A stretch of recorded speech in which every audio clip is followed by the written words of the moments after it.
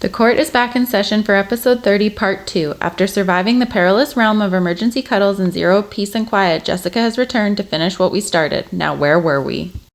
That's it. Is I like, yeah. I was like, should I? Heavier. And I was like, oh, it's fine. I'll just leave it. And on camera, well, because I put like my blush stick on, and then I put powder over top to set everything, and I was like, oh.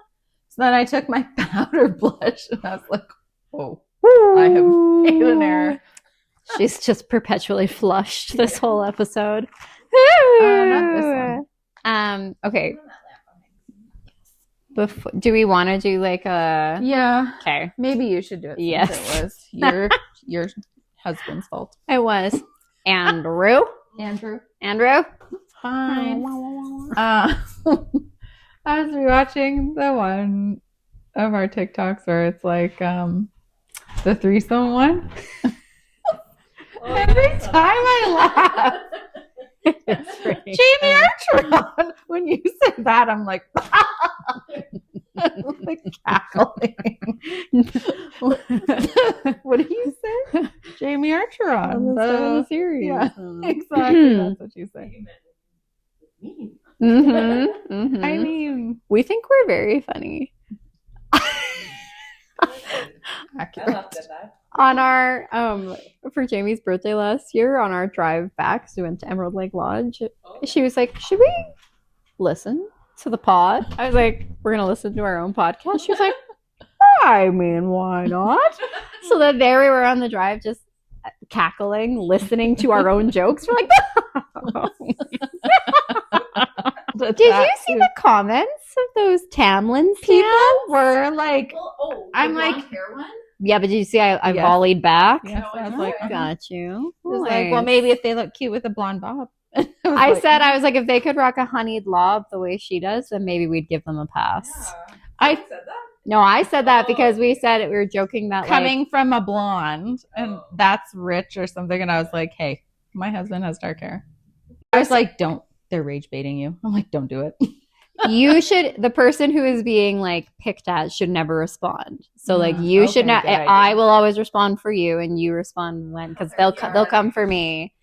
That is, yeah. 60-year-old bald man. Truly being like, this is rich coming from a blonde. Right, like, but I would never date blonde. Right. Yeah. Different from blonde women. Yeah. Blonde man is kind of spooky. Okay, I am married to a dirty blonde. And you're looking to have a fight with your brother-in-law. This is Facts.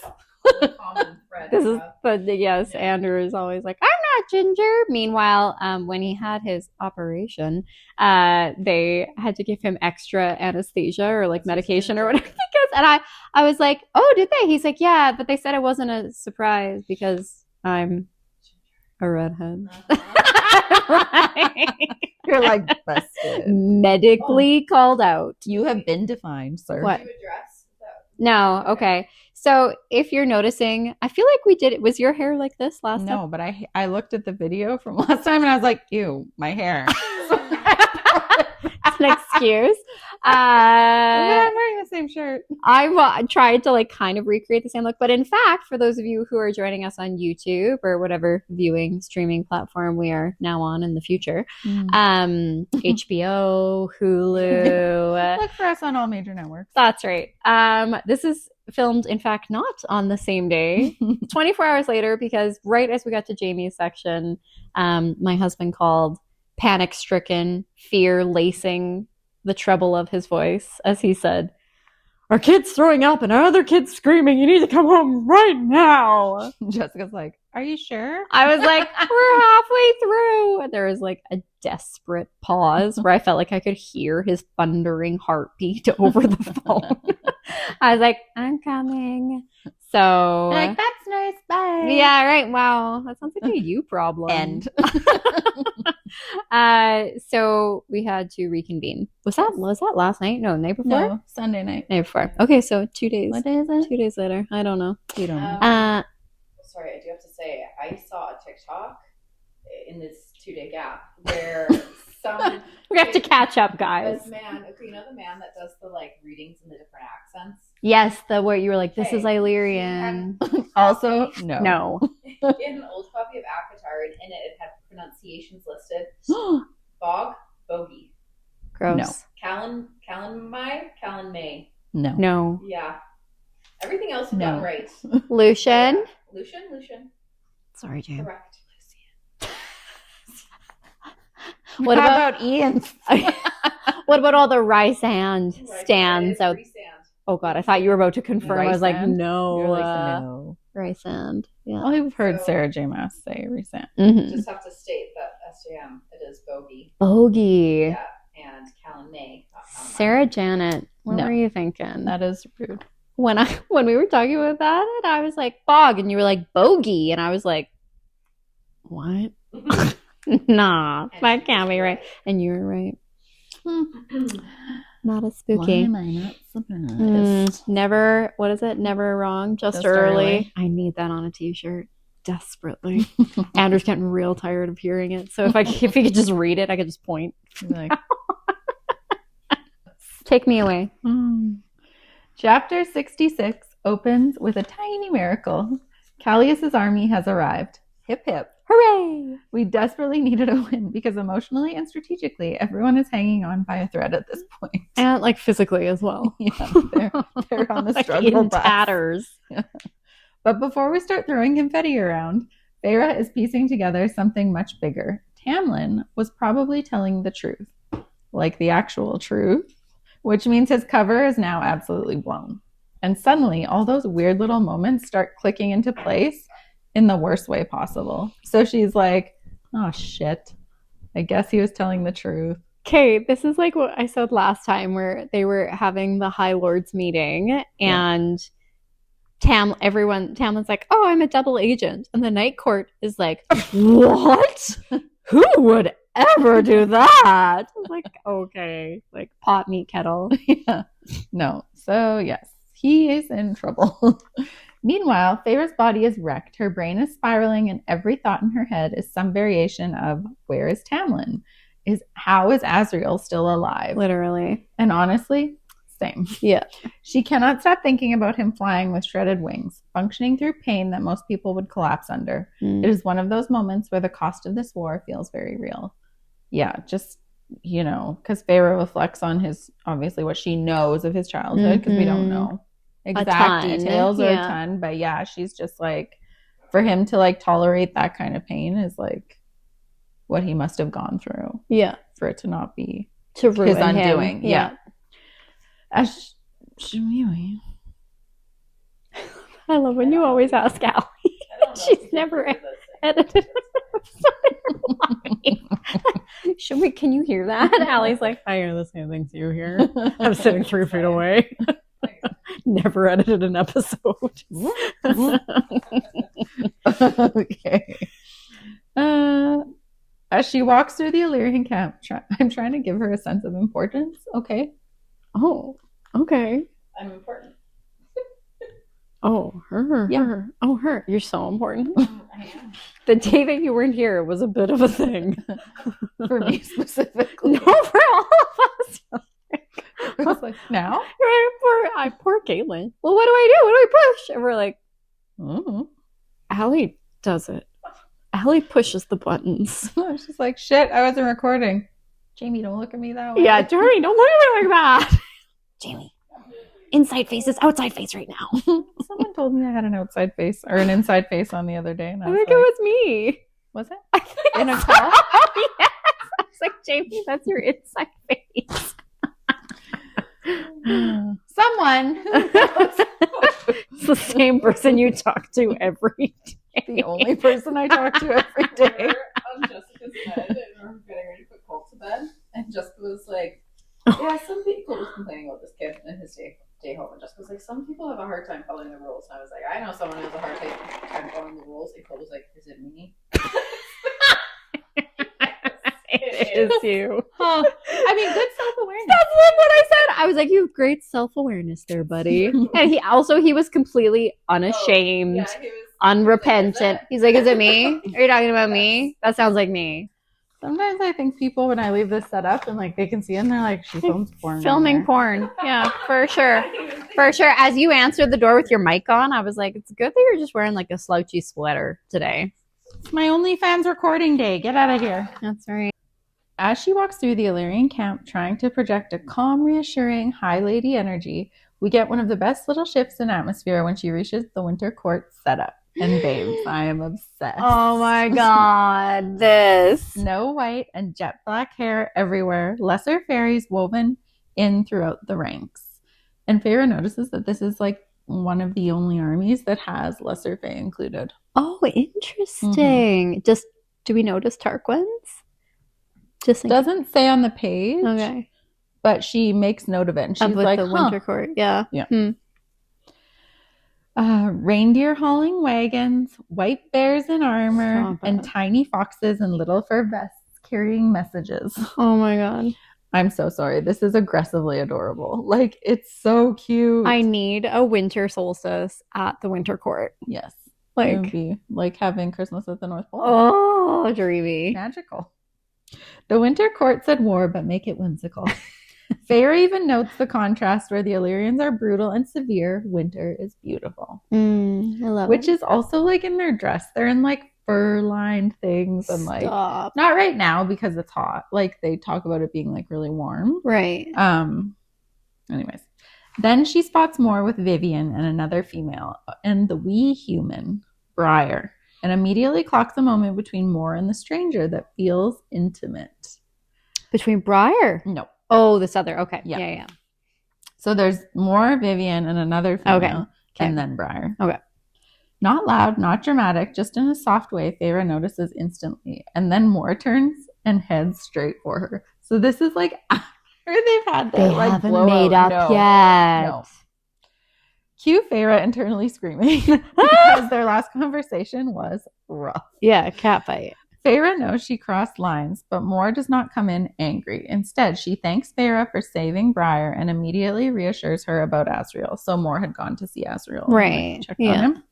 He will heal soon. The fandom collectively exhales. Oh, because my God, what would we do without first him? Cassian, now Asriel. Oh, SGL, what are you doing to us? Exactly, my heart. But he likely will not be flying into battle anytime soon, which is a devastating blow strategically. Yeah. Moore sums it up simply, quote, better than being dead. I mean, if those are the options. Accurate. Yeah. And then we get one of the most important conversations in this entire series so far. Moore tells Feyre she wants to fix things between them because when she left with Asriel, she was terrified she would never get the chance. Mm-hmm. She loves Asriel deeply, but not romantically. As family, as home. And then she says it plainly, quote, because I prefer females. So this is it. Yeah. Mm-hmm. And the reason this scene works so well is because it's not treated like a dramatic twist or spectacle. It just feels honest, vulnerable, and Feyre is kind of like taking everything in. It feels very authentic, as if I imagined that how this would play out. Like it didn't feel like showy. Moore explains that after everything her family did to her, selling her off, controlling her body, weaponizing her shame, this part of herself became the one thing that truly belonged to her. And the fear in her words hurts. Quote, I live in terror of my family finding out and shaming me, hurting me about this one thing that has remained wholly mine, this one part of me.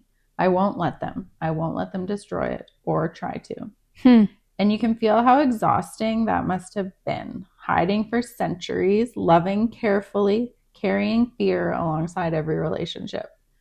So she, in this moment, she feels like she takes, like, kind of is like, like, right. Finally I can, like, an unburdening. Confide in someone or, like, tell someone about it. Yeah. Unburdening. Yeah. It's so sad to think of, like, an act of loving yourself means having to hide such a big part of who you are, but that this, like, to her, in hiding this is how she is protecting and taking care of herself. Yeah.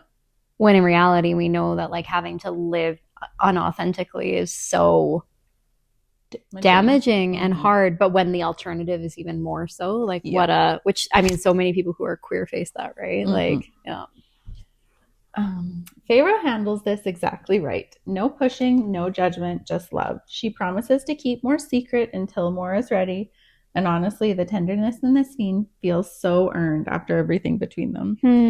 So we talk about Moore being a girl's girl a lot. And like, yeah. Well, I mean, in this scene, it's like, I don't know. I feel like it really solidifies their relationship, which in my mind kind of made me feel less sus about Moore. Mm-hmm. But then something will happen and inevitably I will be That's how sus it on her goes. again. I know. You're like, Moore's weird. And we're kind of like, oh, what's up with Moore? And then she does something. And we're like, oh, all right, Moore. Like, she's a little bit like Aelin that way, where you feel like you don't know what's going on behind the scenes. Yeah. You're like, are we cool? What are you doing? Like, I thought we were good. What are you talking about over there? What are you doing over there? Like, yeah. But it also kind of provides a bit of an explanation as to, and I think it's meant to, as to why like Asriel, Cassian, Moore, like that whole triangle. Yes, the and you're like, dynamic. okay, that seems like weird. No, I mean, maybe she didn't handle it great, but it seems less odd. Yeah. Then Feyre immediately pivots to chaotic best friend mode, asking about Helion, and mentally she's like, why?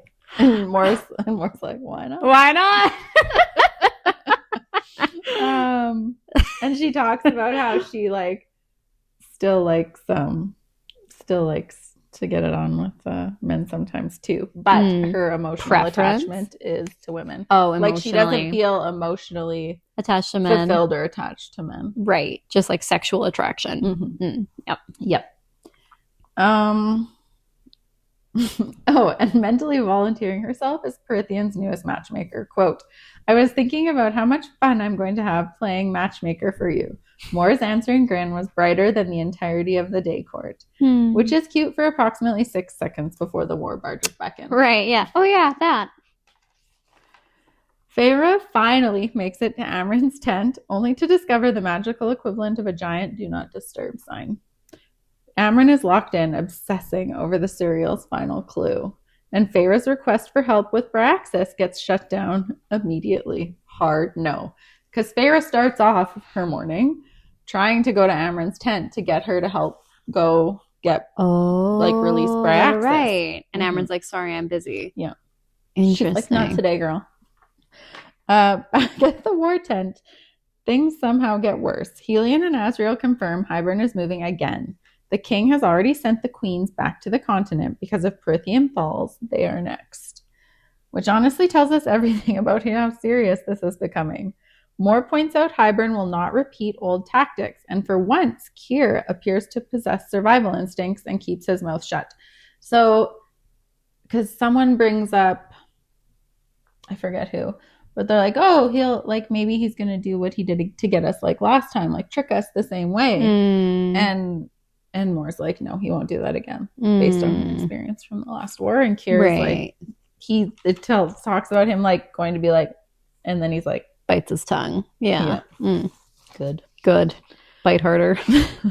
Maybe make it bleed. Right. Then comes the truly horrifying realization. Hybern is not just targeting the courts anymore. He is heading for the human lands, specifically to annihilate humans as revenge against the Archeron sisters. Because he's like, they see him sort of basing near their family estate, right? Yeah.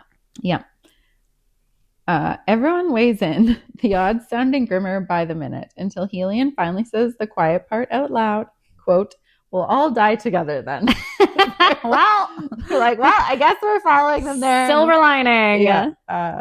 Helion, God bless him.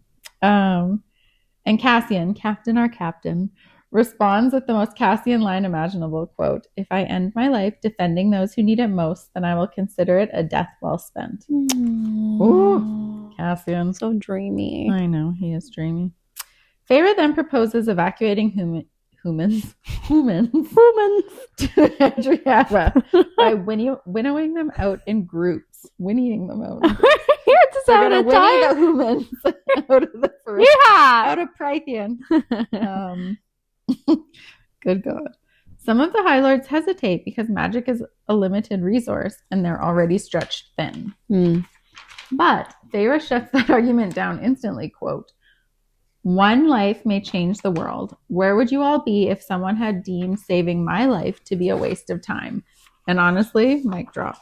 That's hilarious. Yeah. She's like, yeah, I'm kind of a big deal. Yeah. So Get on board. right.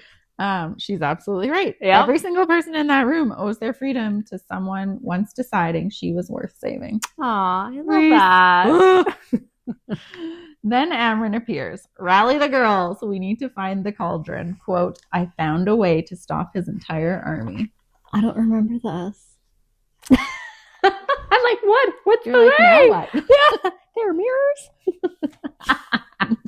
There's mirrors in Throne of Wine. That's Jessica. Several. Chapter 67. Amryn casually drops what might be the most insane plan anyone has suggested in this entire war. And that is saying something considering this group's track record.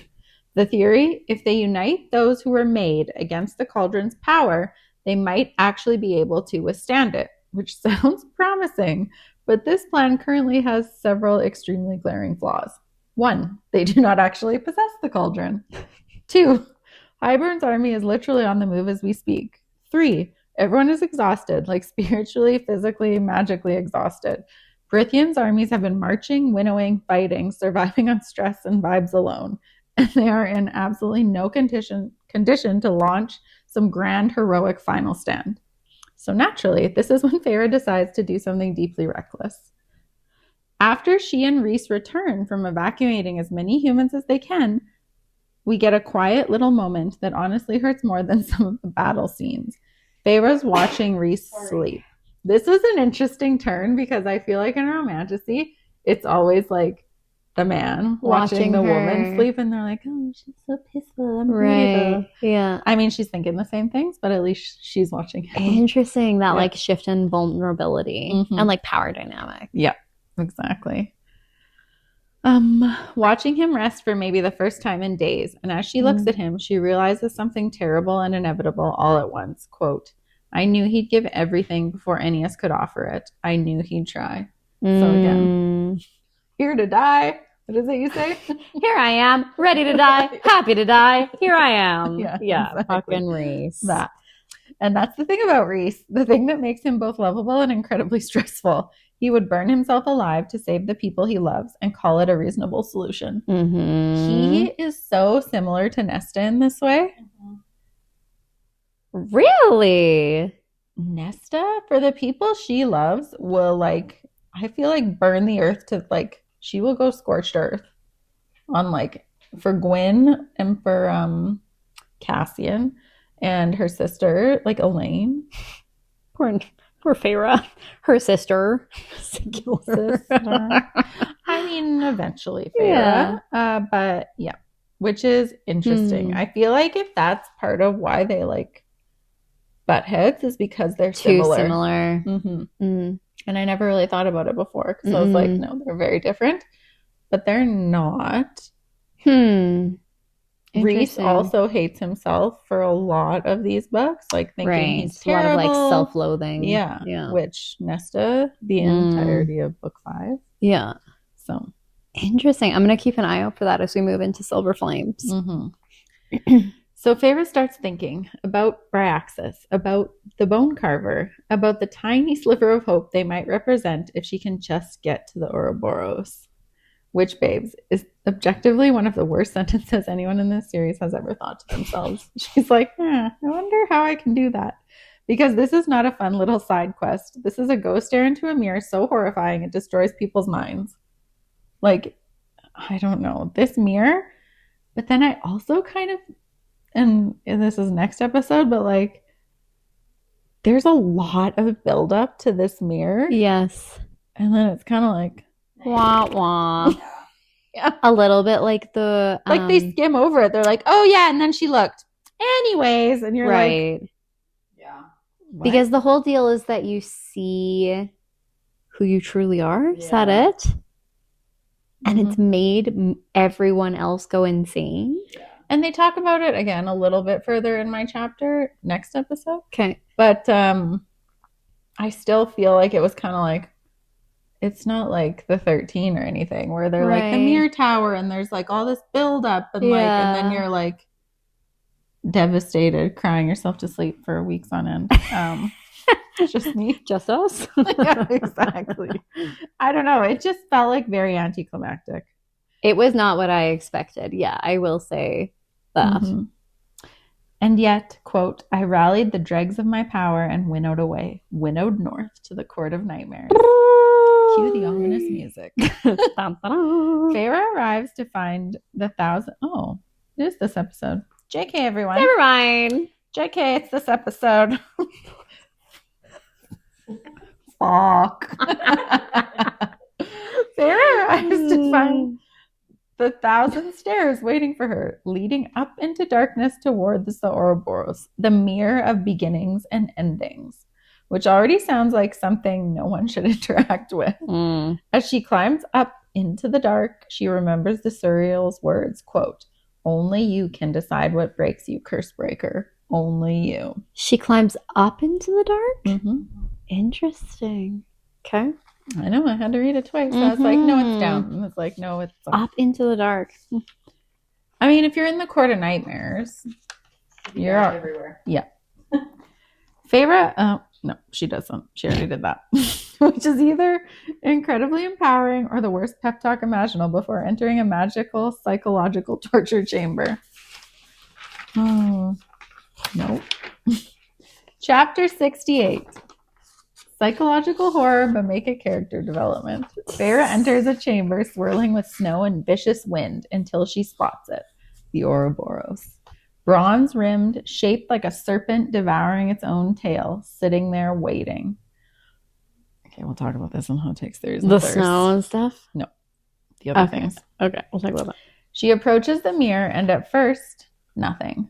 Just her reflection staring back, which feels suspicious in itself. Feyre's trying to figure out how this thing even works when suddenly she sees behind her, quote, a massive beast of claws and scales and fur and shredding teeth.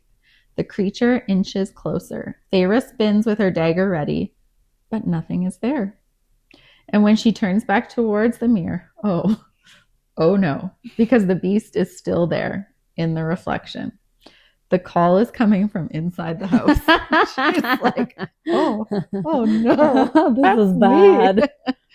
The horror of this moment is not just that Feyre sees a monster, it's that the monster is her. Every violent instinct, every ugly impulse, every terrifying part of herself staring through the glass. And instead of running, instead of breaking apart, she steps closer. Oh, hey, Bone Carver. Feyre has something for you. He is immediately fascinated. Shocked even. He wants to know what she saw, because apparently Feyre Archeron surviving a magical trauma mirror is not something he expected. Feyre, however, is not in the mood for his creepy little curiosity hour. Mind your own business, sir. She basically is like, doesn't matter. Stop. She like just gives him sass, and he's Feyre. like, but when she's gonna ask him, like, she's like, this was your price. I don't have to tell you anything else. Right, yeah. This was our bargain. Finally, something working in Feyre's favor. Yeah. But then Feyre notices something strange. The bone carver does not actually seem interested in the mirror itself.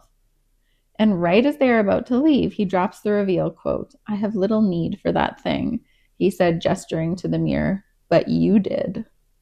Excuse me. This ancient nightmare death god creature really said congratulations on passing my emotionally devastating entrance exam. She needed to like tough up, I guess, basically, before she went into this war. And he's like, this proves to me that you're capable of like doing what it takes to win. You can face the depth of your own depravity, which means you'll be able to move forward and succeed. From what you have to face. Right. Interesting. So sorry, is the mirror supposed to show who you really are, or it's supposed to show the worst side of you? It shows all sides of you. So it's not that it's not saying, and we next episode they actually get into what the mirror does. Are we sure? Yes. This time I'm sure. But it says, because it says something about like it shows you like everything that you are. So like obviously in the mirror you can see yourself, but and then also kind of like what did they call that in like, there's a name for it in like I feel like psychology or psychiatry, and it's like everyone's like evil side. Shadow self. Yes. That's the one. That's it. Somebody's been to therapy. A time or two. Ding, ding, ding, ding, ding. Because that was the point the entire time. He wanted proof. Proof that Feyre could look at the darkest parts of herself and not collapse under the weight of it. That she could look directly at every monstrous thing she is capable of and still keep going. And honestly, that is kind of the whole theme of this book, isn't it? Not becoming perfect, not staying soft and untouched, but surviving what has happened to you without losing the ability to choose who you are afterward. The whole series, really. And especially, this book. And Silver Flames, I think. Yeah. Nessa has a lot of trauma. Has a rough time. Yeah. Dealing with herself. For a lot of it. Yeah. Feyre is understandably mildly furious that she just got spiritually jump scared for someone else's assessment process. Oh my god. But unfortunately, they still need the bone carver's help. So she swallows the rage and cuts right to it. Quote, "Then let's begin." Hot takes. Oh my god. Okay. The Ouroboros, aka the only mirror Jessica thought was in the Maasverse. I was like, yeah, there's that mirror. That's the only one. Like, the mirror of beginnings and endings. So an Ouroboros is actually the symbol that represents cycles, infinity, time loops, and rebirth. Yeah. Which ties into our whole discussion about everything happening all at once. Oh, the multiverse. Interesting. Okay. Interestingly, so Striga had the mirror. Right. But then the Court of Nightmares got it. And Moore talks about it when they first go to the mirror. Yeah. Or talk about the mirror, and that it's been in her family for a long time. The dawn of time. Right. After Striga had it or whatever. Right. And so the Ouroboros, the around the edge of it it's a serpent eating its own tail. Yeah. Serpent lore is associated with witches. More could be witchy, I feel like. I feel like there'd be some secret witches up in this series. Which would then tie into my theory that behind, or the other one, could be Moore's mom.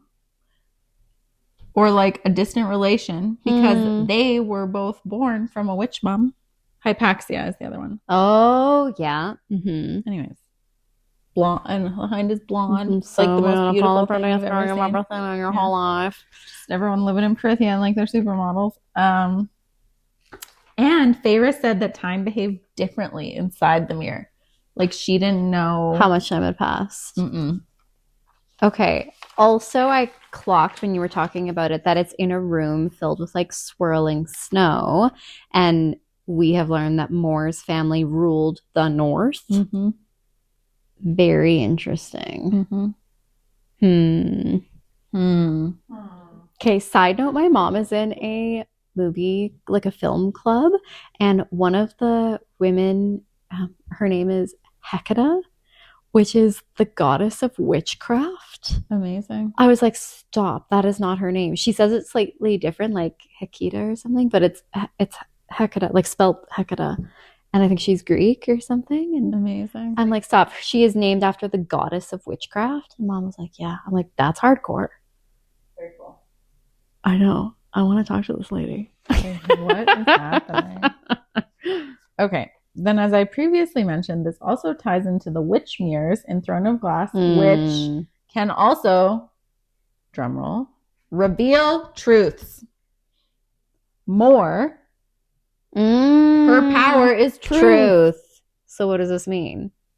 She I feel like she has to be some kind of witch. Interesting. And they can also show the future and communicate across worlds or world walk. Can they world walk? That's what it's on in Throne of Glass. Yeah, in Throne of Glass. The mirrors. Oh boy. Me and the mirrors have a hard time. Again, if Moore's power is truth and the mirror has been in her family for generations, could the hewn city be tied to witches? Could Moore be of witch descent? It's interesting because in Throne of Glass, the witch storyline does not get wrapped up. No. Oh my God, maybe Manon has a baby. Maybe Mana has a baby. I mean, Mana goes off to like the wastes. Yeah. I'm like, could the wastes, I mean, different worlds, like, could the wastes be somehow the Hewn City, or could they like for a man and oh, I want to see her again. I know there's a couple of secondary characters that are in other series that I know we want to have, like Bryce, and we want to have Aelin, and we want to, you know, them all come back, but I'm like, I also would love to see Manon again. She could carry a whole book though too. Oh, she totally could. And like the storyline that's built into Throne of Glass, like there's so much history you could play with, and then the future is so like question mark. Yeah. It's like you just don't know. Mandy, have you read Throne of Glass? I'm looking at them. Oh my god. You may borrow them. Permission granted. It'll take me like 2 years to read with my brains. No. Tower of Dawn is like but the rest are well, and the first one is even a bit young adult. yes. Mm. I can't remember. Okay, is RHYSAND Moore's cousin? Yes. Yeah. Or loose cousin. Like distantly related. You put in this next one. Oh, did I? I'm like, okay, I where are we didn't. going?